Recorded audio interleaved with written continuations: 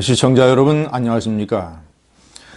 김정은의 수석 대변인 역할을 하고 있는 문재인 대통령에 대한 국제사회의 지탄과 비판이 또다시 더 중요하게 등장했습니다. 노골적으로 말씀드리면 문재인 대통령이 또 국제사회의 망신거리가 되는 사건이 터졌습니다.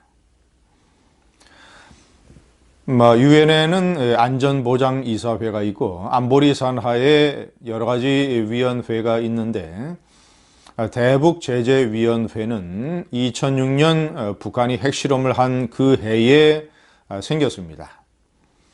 그 산하에 8명으로 구성된 전문가 패널이 있는데 최근 전문가 패널의 보고서에서 문재인 대통령이 유엔 대북 제재 금지 품목으로 되어 있는 벤츠 승용차를 타고 평양 시내를 카프레이드하는 사진이 올랐습니다.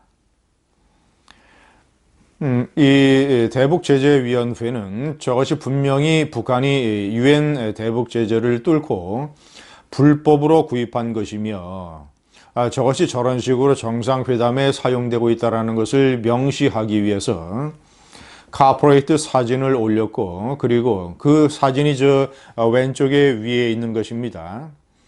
밑에 있는 사진은 같은 평양 방문 때 문재인 대통령이 백두산에 갈 때 이용을 했던 토요타 렉서스 차량.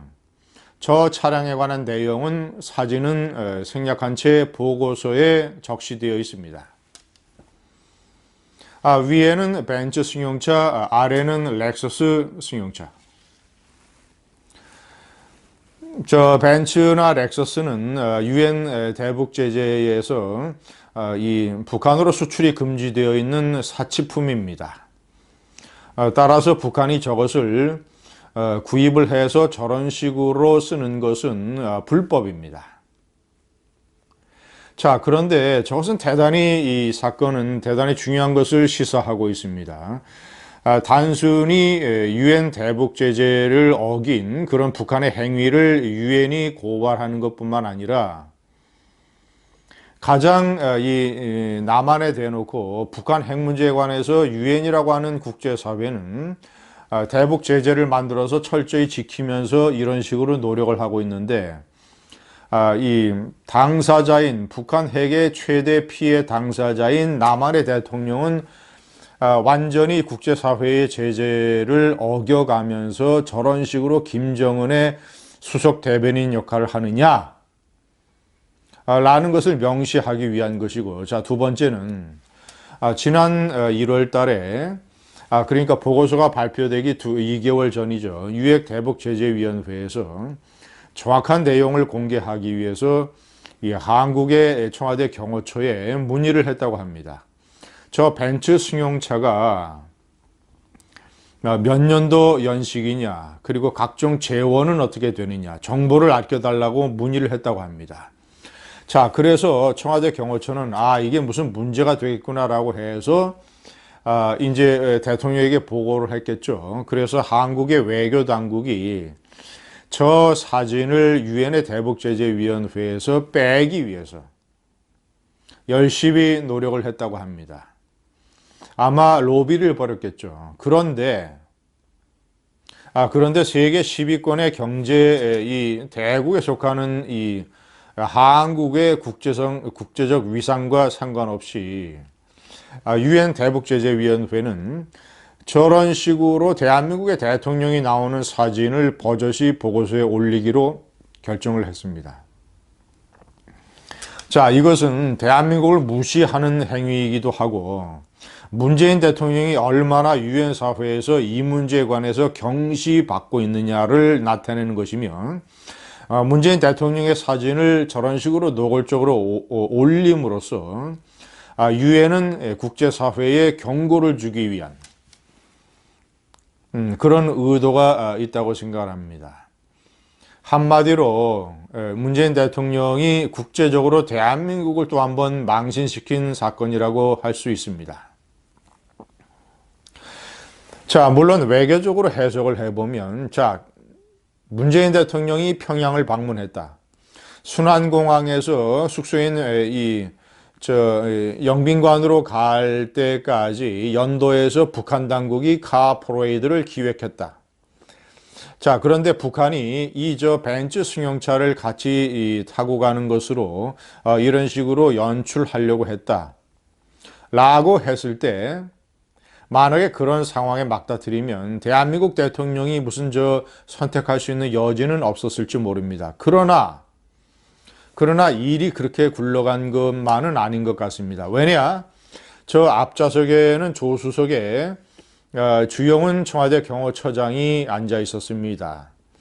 자, 청와대 경호처는 북한 경호당국과 저런 세부적인 문제에 관해서 순환공항에서 영빈관까지 가는데 카 퍼레이드를 할 때 무슨 차를 타느냐, 그리고 그 차는 재원이 뭐고 종류가 뭐고, 이것이 혹시 유엔이 대북 수출을 금지하고 있는 사치품에 속하는 것은 아니냐, 대북 제재 리스트는 아니냐라는 것을 다 점검을 했어야 되지 않습니까?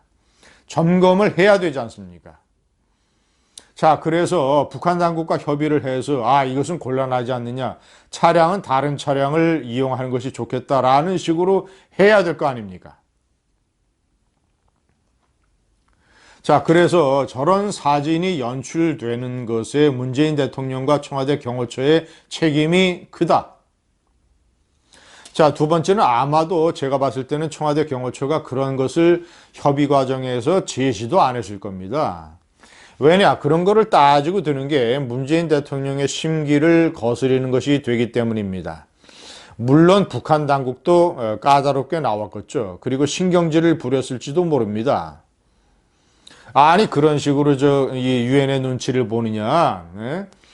남북 간의 민족 자주적으로 교류와 협력 관계를 논의하자고 해놓고선 이런 식으로 북한 경호당국이 얘기했을 거 아니겠습니까? 그래서 아마 청와대 경호처는 저 문제를 거론도 하지 않았을 것이다. 자, 문재인 대통령은 저런 식으로 제가 지난해 9월 18일이죠. 18, 19, 20일입니다. 평양 방문과 이 평양 회담에 대해서 완전히 북한의 문재인 대통령과 김정숙 여사에 대한 북한의 얼빼기 작전에 놀아나고 있다라고 신랄하게 비판한 적이 있습니다. 자, 북한은 평양으로 문재인을 초청을 해놓고 아주 철저하게 기획과 연출을 했습니다. 이번에 완전히 융숭한 대접, 마치 문재인이 이 북한 주민들에게 환영받는 무슨 민족사의 영웅인 것처럼 잔뜩 띄워주자. 그래서 일종의 우리의 수석 대변인으로 만들어 놓자.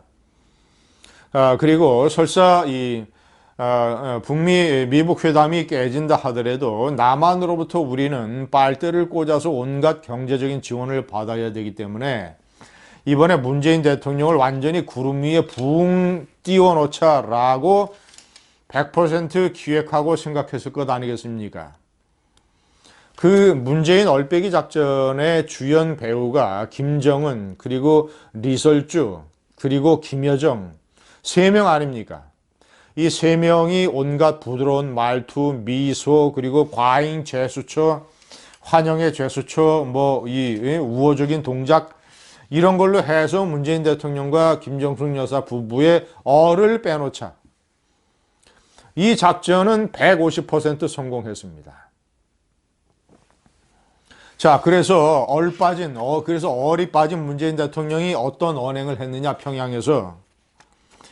자, 백화원 영빈관에서 대화가 있었는데, 그때 문재인 대통령이 이렇게 얘기를 했습니다. 완전히 카 퍼레이드에 완전히 도취돼서 구름 위에 붕 떠서 이런 식의 얘기를 했습니다. 연도에 나와 있는 시민들뿐만 아니라 아파트에 사시는 분들까지도 열렬히 환영해 주시니까 정말로 가슴이 벅찼습니다. 가슴이 뭉클해서 정말 뭐라고 할지 모르겠습니다. 이런 말이겠죠. 평양 국민들이 이렇게 환영하는 모습들을 남쪽 국민들이 보게 된다면 남측 국민들도 뿌듯해하겠고 감격해 할 것 같습니다. 아마 일부 문파들만 그랬겠죠. 우리 사이에 신뢰와 우정이 쌓여있기 때문에 잘 될 겁니다. 최고의 환영과 최고의 영접을 받았습니다. 자, 김정은은 이런 구름 위에 붕 뜬 얼이 빠진 문재인 대통령의 그 빈틈을 여지없이 노렸습니다. 자, 그래서 바로 받기를 이런 식으로 우리가 융숭한 대접을 해줬으니까 앞으로 우리에게 경제 협력을 철저히 해야 된다. 경제 지원을 철저히 해야 된다는 뉘앙스의 발언을 했습니다. 우리가 앞으로 올해 이룩한 성과만큼 빠른 속도로 더 큰 성과를 바라는 인민들의 마음이고 우리가 앞으로 북과 남의 인민들 기대를 잊지 말고 더 빠른 걸음으로 더 큰 성과를 내야 되겠구나 하는 생각을 가졌습니다. 김정은이가 시종일관 강조한 것은 성과, 더 빠른 걸음, 내 수석 대변인 역할을 충실히 열심히 빠른 속도로 해달라. 자, 저것이 벤츠와 도요타에 숨어있는 김정은이의 얼빼기 전략이었습니다. 감사합니다.